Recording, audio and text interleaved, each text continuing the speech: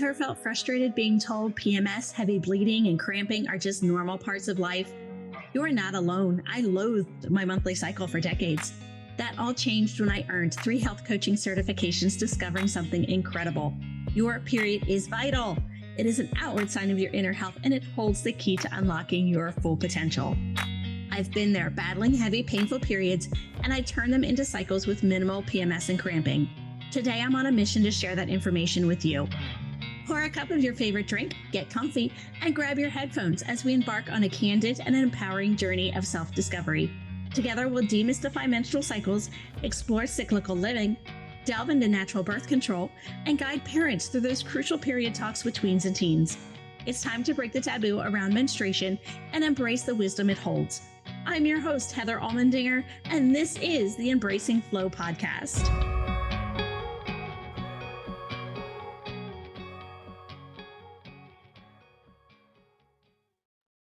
Hello, everyone, and thank you for joining us on Embracing Flow. I'd like to introduce our guest today, an expert at Embracing Flow, Zoa Conner. How are you today? I'm doing pretty well today. How are you? I am doing very well. Thank you. Guest, here is why Zoa is on Embracing Flow today. She is a functional wellness guide that delights in helping you feel better, not older, through personalized lifestyle guidance and education. Using her physics PhD level brain's reasoning and creativity, along with her innate belief in the body's ability to heal, she cuts through the noise, takes away the distractions, and applies what really works to your everyday life. Her goal for you is to feel energized, joyful, calm, focused, and capable of doing anything you desire in life. I love that you're looking to do that. So thank you, Zoa, for joining us. Would you be open to sharing one of your cycle stories and about what age you started cycling? Sure. Well, thank you for having me. And my first cycle story that I remember was about a year after my family moved from Florida to Pennsylvania, which means that I was kind of out of my element, didn't really know a whole lot of people. There was one girl down the hill who was maybe a year or so older than me with older sisters. So, well, that's attractive, right? Because there's not just one person, but there's 3 people who are all young women at the time. But I remember being, embarrassed and not trying to hide things, but just like, no, no, no, this can't possibly be it. This must be something else, you know? And conversations not always being completely open, which means that, of course, with my daughter, I try hard to have it be a very different experience and opportunity for her. Yes, I like sharing these kinds of stories, one, to build community. I've come across many different individuals that didn't know what was going on, thought their story was unique. And by sharing stories, I find that it bridges that gap and builds that community to say, oh, I'm not the only one that Right. had an experience like that. So thank you so much for sharing that story. And it was really nice that you kind of had others to walk that path with in a new area. So that's a beautiful memory of a time that's kind of really confusing for us as teenagers. It can be. How did you get into being this holistic guide? Was there something from your cycle that molded you into what you're Well, doing? so my background is a physics PhD, which means I like to explain to people that means that I have a lot of experience at being a really good guide. The male way of communicating, very direct and very, small number of words, mostly about facts and information. Emotions, not really part of that deal when we're talking about science and physics, and the need to be very assertive, and also a strong need to not be particularly female or feminine. So, you know, baggy clothes, all that sort of stuff. And particularly true when, you're sharing close physical spaces with people and trying not to admit a whole bunch of things that are more of a personal nature. But when I was in Chicago with my, fancy postdoctoral fellowship because, I was pretty good at what I did. My option for rebelling against things I didn't like was to decide to have a baby. So there's your cycle, right? I'm going to go do something that is incredibly non-male. I'm going to have a baby. And so then that led to all kinds of focus on taking care of myself and healthy food and wanting the earth to be a good place for my child and the earth mother phase, shall we say. And that led to then, how do I teach my children how to be capable of themselves, taking care of themselves? I was a homeschooling mom, all the things, right? Um, and then at one point, I wanted to return to planned prepared movement. I had been a ballet dancer as a young girl, and magically when I was working on my PhD, there wasn't time for that. So ballet, when I returned to it post babies, didn't feel right. It didn't feel the same. And so that didn't satisfy my brain. My brain needed to do something related that was different. And I found yoga. And then I found someone who wanted help with starting a yoga studio. And then I found Pilates. And I had already done a whole bunch of things, creating a permaculture garden, which is kind of where I'm sitting, growing food, cooking, making cheese, all the things, right? And my movement students were always asking me about the way that I lived. How do I do that? And then I had the opportunity to start my own business 5.5 years ago. Now my functional wellness studio is movement and food and cycle health and hormone health for perimenopausal and menopausal women and detox and nutrition and all the things that it takes to be a healthy, happy, vibrant woman. So you can blame it on my children. Hey, they helped you become the creator that you are. Absolutely. And not help you become, because you already were a creator with them. They But the broadened your shift, scope. yes, Of applying that to so many other things. Yep. Yeah. And then all of those bits and pieces have been brought together with what I do. And you work, as you said, you kind of work, there's the self-care, there's the nutrition, there's helping with the hormones with perimenopause and pelvic floor, how to detox, because that's been kind of a big buzzword Well, so lately. the funny thing about detox is that your body is designed to get rid of junk. And the more junk and things you expose yourself to, the harder you have to work.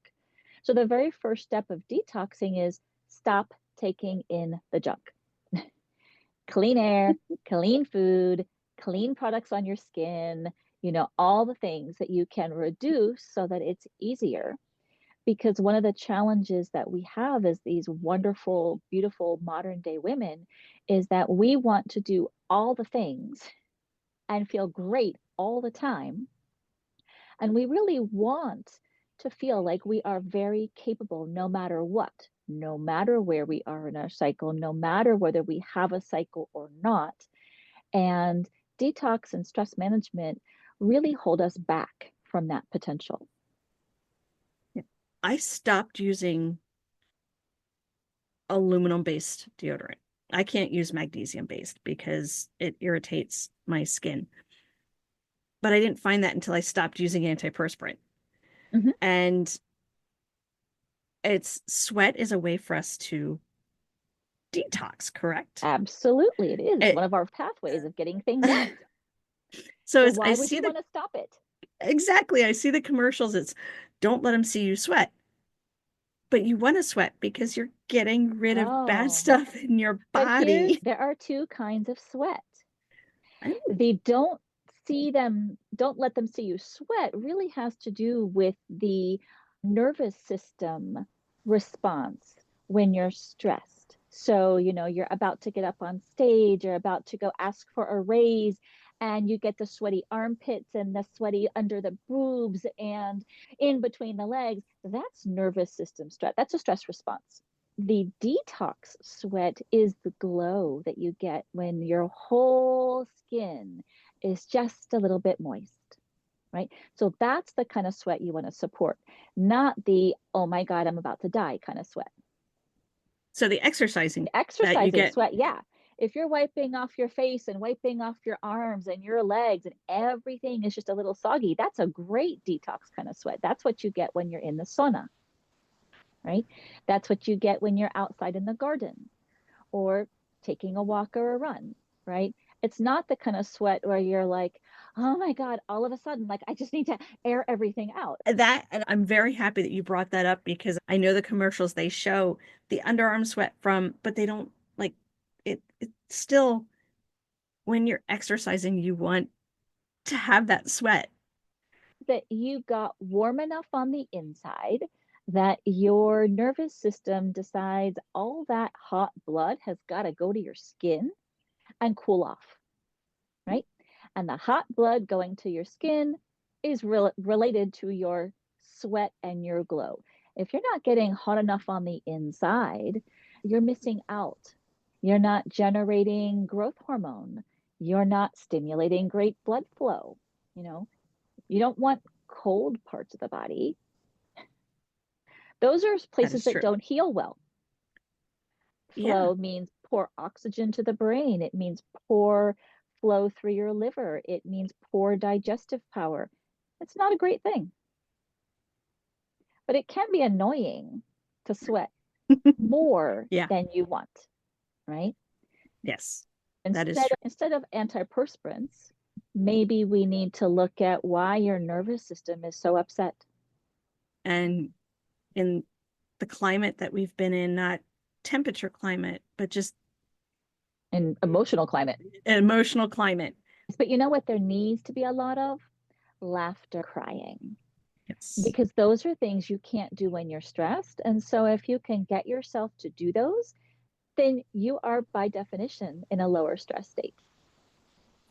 I like that. My classes, absolutely, laughter is part of it, which means that whatever we've got to joke about or talk about in order to get there, you know, Pilates, pelvic floor, ball jokes, all valid, right? And in yoga, because the goal for my yoga classes tends to be relaxation, calming down, then it's crying that is the goal.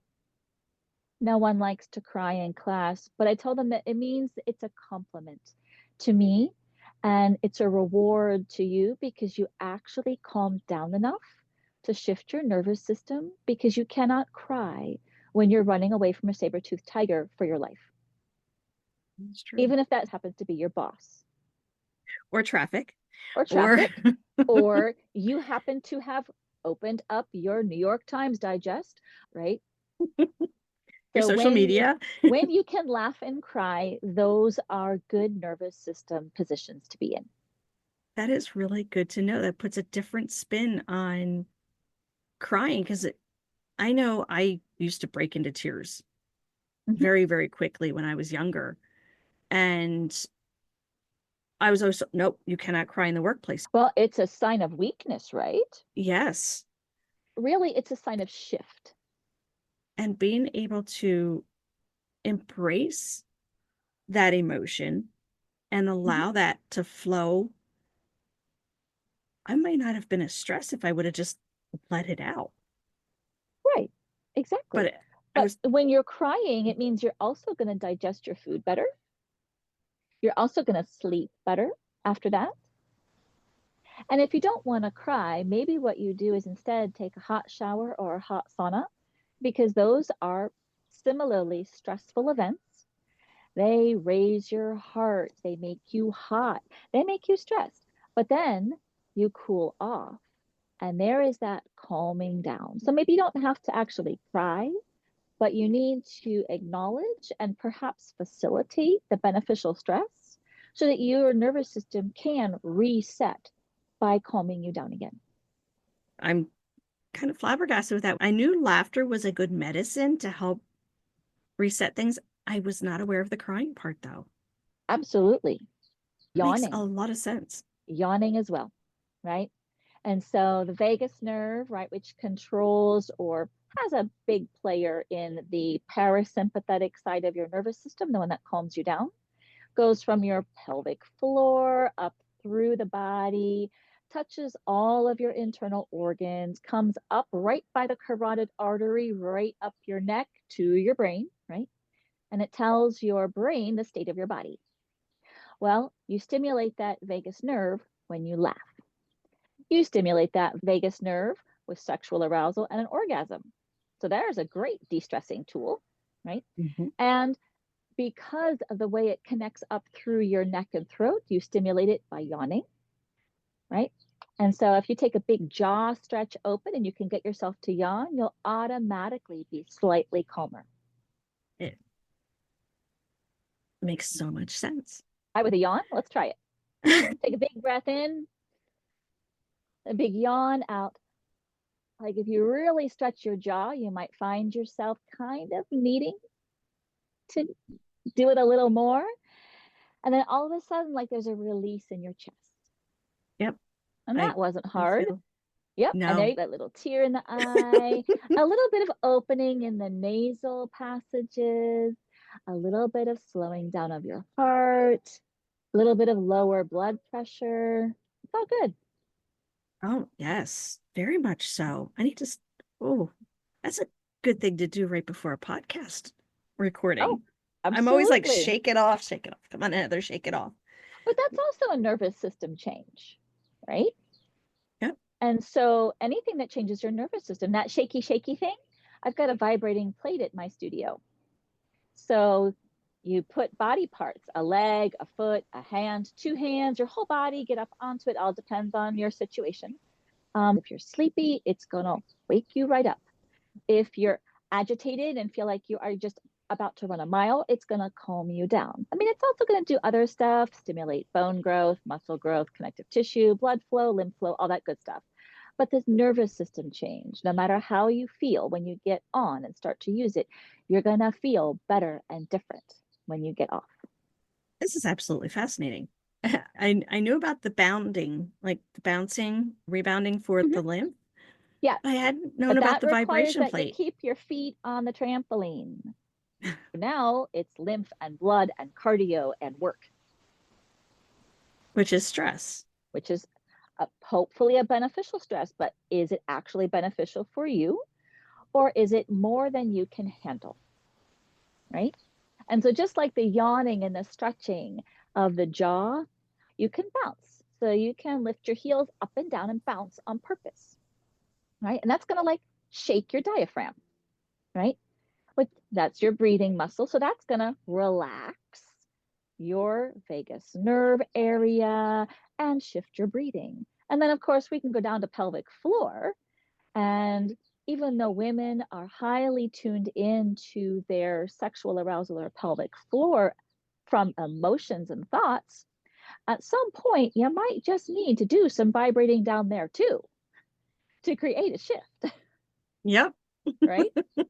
Absolutely. Yeah. Absolutely. This makes so much sense. And for kind of the relieving that stress, and all of this is self-care. This is all self-care. It's all self-care. Because women have such a strong predominance of holding their emotional tension in their pelvis, that's a really big factor in how their cycles go. So we can talk about the fact that when you're stressed, your stress hormones, your cortisol fills up your cell receptors, and then your estrogen and progesterone can't work, right? Because they can't fit in their little slots in the cells. But then there's the fact that there's a whole mass of emotional tension in those hips, and things can't move around and it hurts, right? And if we go to the chakra concept from yoga, your pelvic floor has to do with your base chakra, your root chakra, your reason for existing in this planet, on this earth, right? The next chakra up is your first feminine one. It's your sacral chakra. It's your seat of sexuality and creativity and female power. Well, That's right there by those ovaries and uterus. Yep. And then the third one is up at the belly button. And it's your power to make things happen in the world, right? And it's also right there at the top of the pelvis, right near your diaphragm. How many women have low back tension and tightness and pain? I do. Well, I am happy enough to say I don't. I rarely do, right? But that's because I am so proactive at keeping the tension out of my hips and giving those stimulations and those encouragements and the movement and the energetic release in order to not have that be part of my normal day.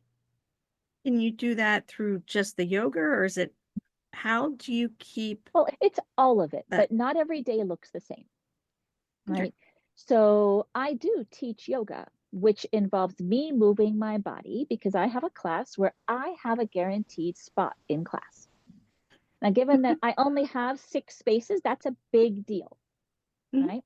But though that particular style of class is the one that makes my body happy. And so I get a spot in that class, and that's 3 times a week, right? But what did I do the other days? Well, something else, right? So, first of all, I teach yoga on those other days, but not by moving my body, just by having to have the nice calming voice and the right attitude and demeanor and the gentleness, because it's almost like that fake it till you make it kind of a thing. It doesn't matter how I'm feeling, I have to show up for my clients with the right calming attitude and voice and tone of love, which means I have to create it, which means I have to feel it, and which means I benefit. If on the days that you're not, what do you do in order to put yourself into that space so that way you can show up for your clients? Because I know for me, as much as so I have a calming voice, so I've been told, and I listen to some of my podcasts, and I'm like, wow, okay, I can, Mhm. all right, but inside, you're not feeling that calm, but you have to show up for your clients. How do you get into that space? Do you do the yawning? Do you do stretches ahead of time? Do you do meditation? What are some things that can bring you into So here that is where space? ritual can be a big help. Okay. So rituals that I do are never done just for me. They're always done in combination with my students. Because if I need to calm down and all of a sudden I get to take class, right? Everyone needs a transition time. So for my classes, I am using the same few playlists. They're public, they're out there on Spotify. My clients listen to them without me in their car, before bed, right? Because the music itself puts them into the right frame of mind, right? So that means that if they're coming to a yoga class, they get their mat out, they sit or lay or stand or whatever, depending on what we're doing. The music goes on and they start paying attention. They start shifting just from the music, right? And I've trained my students that in America, do we do so much of this social politeness stuff, right? The hi, how are you? Oh, I'm fine. And really, you're not fine. You know, your neck is cranky because you slept wrong on it. You had an argument with your husband or your daughter. The cat threw up on your bed this morning. Life is not fine, right? And it doesn't help me at all to hear that you're fine. What helps me is to know that you didn't have enough water to drink today, that you forgot to take your lunch with you, that you're grumpy, that, it's day 2 of your cycle. All of these things help me give you a better class experience. So that kind of downloading that people do either verbally or via text, because they don't always want to announce these things to everyone, but my phone lights up as people are preparing to come or sitting in the parking lot, warning me of their state, right? So then they get a little download, but of course that means I get a little upload, right? But then I know what I need to focus on for them, which gives me a purpose, which means my job is to help them with their neck or their hip. The music, I have to put on my yoga voice, right? My yoga voice is not the same as my Pilates voice. The Pilates voice is about, energy and spark and laughter and ball jokes, and, and all kinds of things. The yoga voice is calming and relaxing and slow and gentle and lift an arm and take a side stretch, right? It's a very different goal. And so it puts them in a different nervous system state, right? Yeah.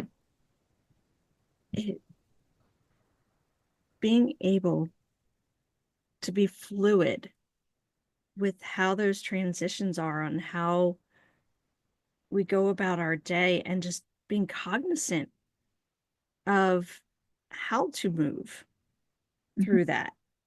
We do it. For me, it's a lot of go, go, go, go, go. And I've been trying to remain aware of how much I go, go, go, and stepping back and saying, okay, no, I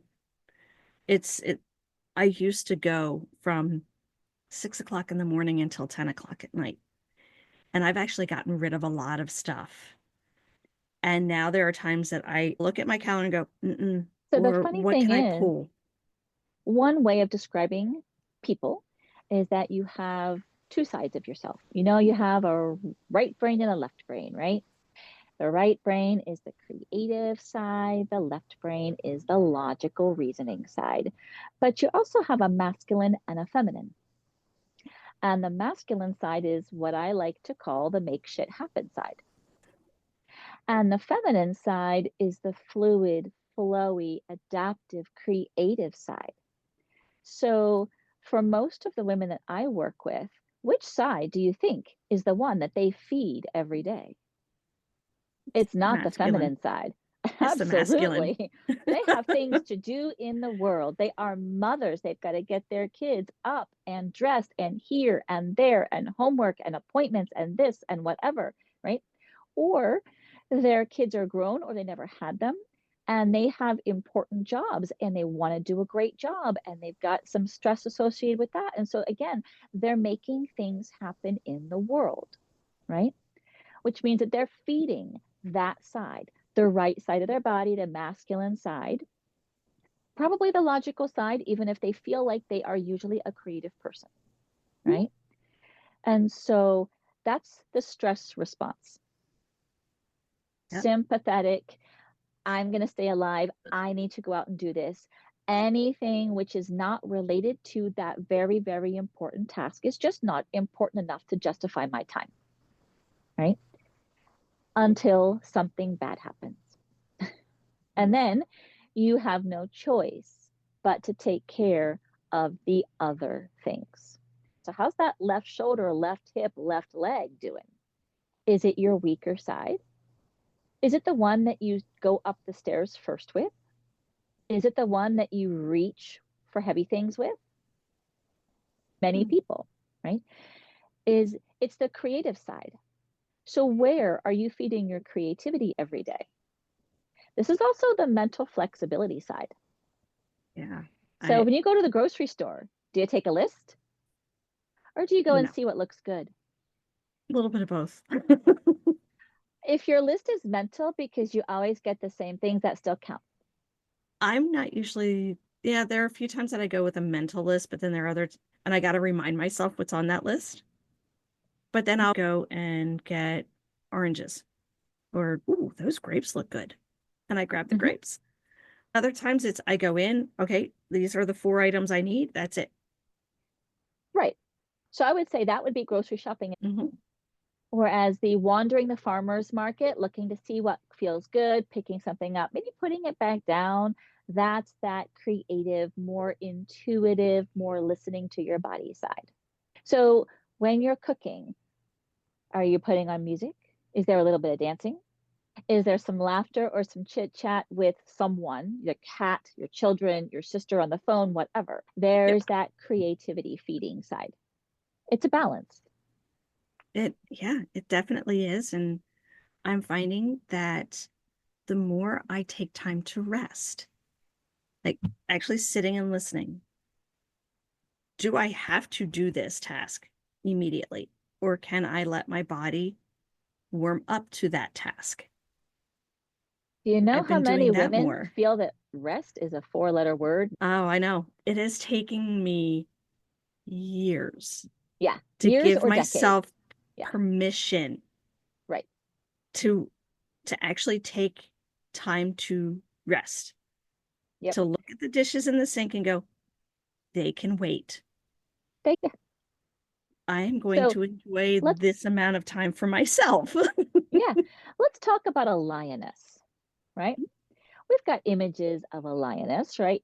Big, beautiful, powerful female animal, right? Super attentive to her babies, right? What does she spend most of her time doing? Sleeping. Lounging, Mhm. resting, because there's nothing so pressing that requires her to do anything else. But can she get up and go get food for her babies? Absolutely. She is a powerful mama, right? Can expect someone, absolutely, right? But most of the time in the animal kingdom, animals are at rest. Most of the time in the human kingdom, we are not at rest. No, right? we are not. So our brains do us a disservice sometimes because they convince us that rest is not worthy. Rest is weakness. Right. But maybe we could think about that in terms of either a male focused perspective or the perspective of someone who doesn't feel quite good enough and always has to feel like they're working to reach for something they don't have. The masculine side is the make shit happen side. So the feminine side is the one about, creating community and bringing people together and the nurturing, right? Moms, it's a job of nurturing, right? No. It's not, right? So it becomes where your role in life has brought you out of balance. And it's a lot of work to return to that. It's years and decades worth of work sometimes. Yeah. It's a mindset shift. It's taken me years to give myself permission to not do something because I feel obligated to do it. Or and obligated to whom is the question. Yeah. Yep. It's obligated to other people. This is something that I should do. This is a female thing, right? Yep. Females should be caregivers, right? But if you go with the airplane mask rules, right? What do you do with the airplane mask? You put it on yourself first, because only after that can you wrestle it onto your kid. Yeah. Right? And you're modeling. How do you practice self-care? The problem is when we don't realize that we're supposed to be modeling how to practice self-care and, of course, taking care of ourselves until our kids are grown. Right? Because until that point, we thought they were more important. Totally my fault too. I did the same exact thing, Yeah. I was at a networking group, and because I'm still transitioning. I still sometimes have this voice saying, no, you're not supposed to be resting. There were a lot of women saying, I don't have time to rest. I don't have time to do this. I don't have time to do that. All these things that have to happen. And I was vulnerable, and I said, I understand, because I was there. Yet if you do not take time to rest, your body will force you to rest. In some way, shape, or form. Possibly pregnancy, right? particularly those kind of illnesses where it's hard to figure out what exactly is going on because it's a multi-layered complex thing, right? You are definitely more at risk for those things that take years to develop, like cancer, right? Cancer takes a good 13 or so years of very slowly having your cells be overstressed and complaining on their in little tiny cellular voices to you, right? That you're not listening to because you're listening to everything else, right? And then all of a sudden you're like, but I've been eating vegetables and I've been exercising. Yeah, but you weren't actually nurturing yourself. And now your body is telling you under no uncertain circumstances that you have to make a change. The question is, are you going to? I hear it and I see it even in this, for those of us that have cycles. They have the painful, heavy cycles. And it's, well, what have you done to rest, especially during when you're bleeding? That is a time of release. It is a time of rest. You are low energy, but we are taught to push through. Right. And but this is where the idea of cycle timing for your life is really valuable, and also perhaps not really understood very well until after the fact, right? Yeah. But this is something that I definitely taught my daughter, who is currently 21. During the ovulation part of your cycle, right, that week 2 kind of time, that is the time when you can, get away with kinds of foods, more fats, more protein. You can do more challenging things. That's the time when you want to be with people, even if you're introverted, like she and I are, right? But during that time of bleeding, your moon days, that is not a time to push yourself in any real way, not emotionally, not physically, not fasting, and be gentle to yourself and reminding people that it used to be that women left their homes and went to places where they could be nurtured by their other female tribe members or community members during that time, right? And that was a time when no male would like get in that way. You're not gonna get that's no. like a Yep. right. Yes. And so young women learned even before they cycled what was normal, what was expected, right? And then the older women were supporting the younger ones who needed it. Yep.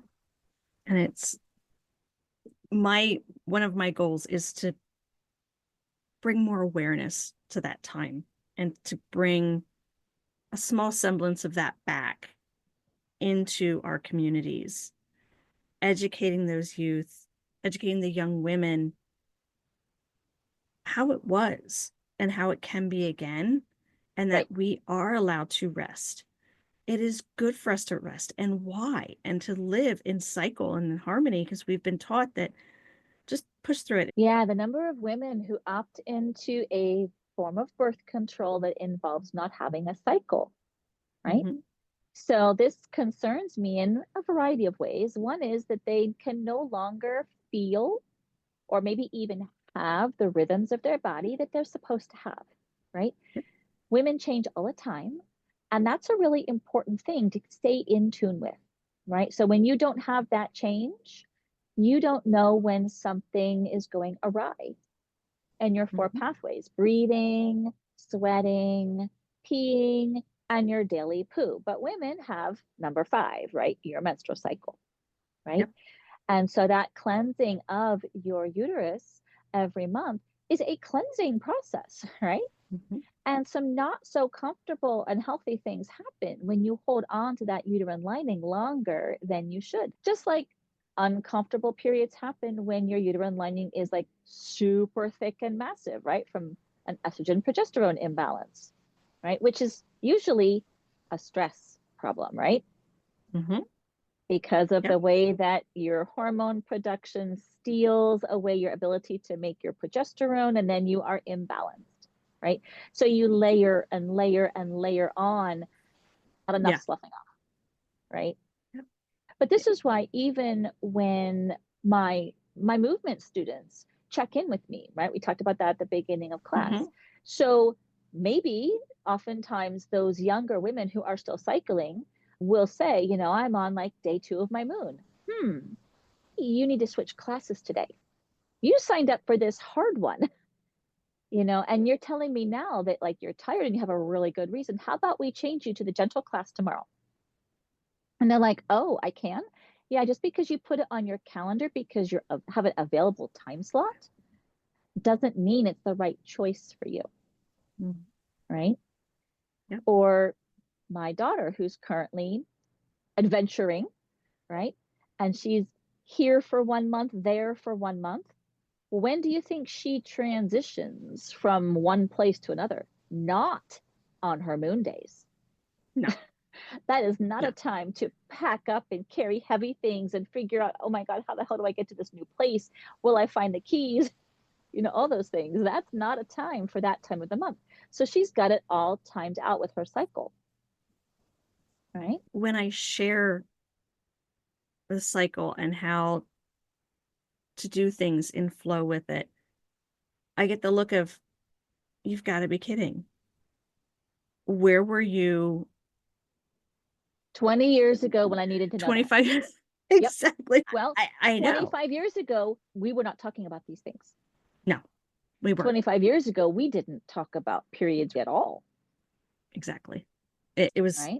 This is what's going to happen, and you're going to start bleeding, and it's so that way you know your body's ready to have babies. But that's about the conversation that was had. Right. Well, along with the concept of birth control being, Yeah. you know, peg 1 and slot 1. Yeah. Like no alternatives, no actual information about, you know, you've got a 7-day window there for that egg and sperm combo, you know, all of that stuff, because that would have been uncomfortable at the time. Right. Yep. And before I got more into the cyclical living space, I was in the trying to conceive space, and I kept hearing egg plus sperm equals baby, no matter where you are in the cycle. I'm like, wouldn't that be nice if fertility is an issue? Exactly. I heard that from client and host, and like different people reaching out to me. They're like, but isn't it? I always heard egg plus sperm equals baby. I'm like, no, our eggs are divas. They show up when they want to show up. And they are only viable. They will only accept sperm for 12 to 24 hours. Yeah. And then they go, see ya. Bye-bye. You've got to wait for my sister. Right. And I get the what? That's it? I'm like, yeah, that's it. And then you've got to look at all the hormones and the symphony of all the hormones in our body just to even make ovulation occur. And it's a lot of work, right? It is a lot of work. And then, you know, what happens when your egg starts to develop and doesn't quite get everything all done and doesn't actually come out? Then you get a cyst. Why do women with cysts not understand that this is a fertility issue? Yep. Right? This is a hormone issue. It's not just, oh, look, it happened, let's ignore it. Right? Yeah. And then it's, hey, they go to the physician. Oh, let's put you on birth control. That'll fix it. Well, when you have the choice of a screwdriver or a sledgehammer, you've got to choose one or the other, right? Yep. But if you've got a fancy, large toolbox with many tools at your disposal, then you can choose a more refined tool that will do that job, not one that's either going to smash you to pieces or poke you, right? So that's where for self-care, you need a large, well-equipped toolbox. Yep. Right? And about coordinating that with your cycle, you need to know that the top tray is for week 1 and the bottom tray is for week 4. And you can pick and choose from each tray, but they are kind of collected into what works together. Yep. Yeah, because it's what worked in the follicular phase may not work in the middle of the luteal phase. You may be too tired as you're going into your moon phase to do the routine that you were doing at the beginning, right after menstruation. the And it's energy not levels any just aren't different there. than the No. seasonal change too, right? Daylight hours in the summertime, they're longer, right? Mm-hmm. There's more food. You can eat for a longer period of time. You have more energy. The sun powers us humans. You don't need as much sleep. But in the wintertime, you're supposed to rest, just like the little seeds in the ground, right? You don't need as much food because generally speaking, it's not been available in the past. There was a reason why you laid on some fat in the late summer. It was so that you could stay alive all winter, right? Yes, But now we've got absolutely. easy access to tons more food than we could ever eat most Mm-hmm. throughout the year, That is true. right? We have had a varying conversation. That's just kind of, We've moved around, yeah. is there anything in particular that you would like to share with the listeners that we haven't chatted about? Well, we've chatted about the importance of self-care Mm-hmm. and how it's an evolving change, and sometimes it's changing week to week, month to month, season to season, year to year, right? But sometimes you don't know what to do. You just know a bunch of shoulds, right? I should do this, I should do that, but you don't know how to put all those pieces together, right? And so it can be really frustrating for someone who's trying to figure out what changes to make and just has this big, long to do list of things that they should do. And there is nothing worse, particularly to a brain like mine, than to have a long list that you can't check anything off of, right? Either because you don't know how to do it or when to do it or where to get the thing or if it's even going to work, right? So I find that a lot of people need some kind of help, right? Help figuring out which of those things to do. And so I have a weekly wellness checklist that I offer to people. It's just a gentle reminder like, these are things that should happen. Did you make them happen for yourself? Did you get some flexibility and some walking this week? Did you get some protein?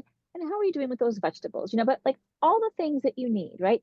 Sex is on there, sunshine exposure is on there, right? It doesn't mean you have to have all of it, but it is a place where you can look at, you can print it on your fridge, and it will guide you, right?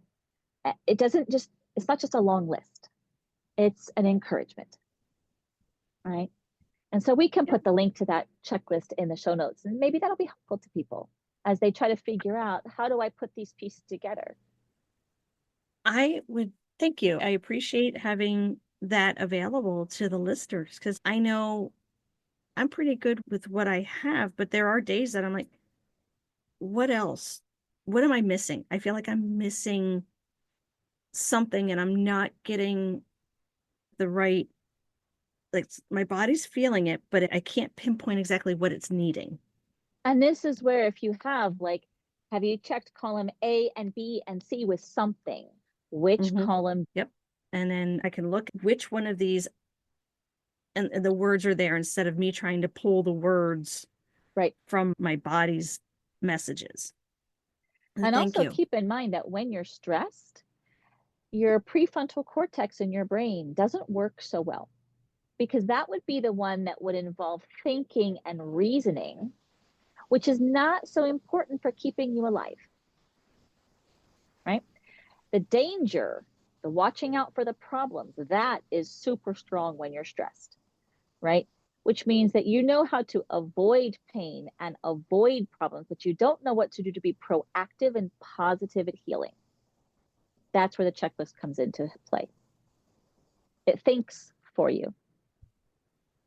And I know that there are times that all of us need that. Absolutely. Where can individuals, listeners find more about you, more about what you offer? So the best place for me is my website. I have two of them. One is for my work with functional wellness, yoga classes, nutrition, all the stuff we've been talking about, and that is zenandvitality.com. But then also I offer travel retreats. So if you need to get away from your normal life and focus on you and self-care, then I will set you up with either a group or a private retreat in a fabulous place. I love that you have those both available for clients and for just in general. It's great that you have both of those. Self-care happens every day where you are, whether you're at home or at your mother's or on a travel for fun or travel for work. Self-care happens all of those places. So you can take me with you wherever you go. I would like to do that. Fabulous. Before we go, do you have any wise words of wisdom to share with us? It is so common to hear that you should listen to your body. It's a great thing to do. But the question is, what are you listening for? And how do you interpret what you do here? And that is the tricky part. So listen with an open heart and listen without judgment. And ask for help if you need it. Sometimes those messages are very confusing. Yes. Thank you for that reminder. You're welcome. Thank you for inviting me. You are welcome.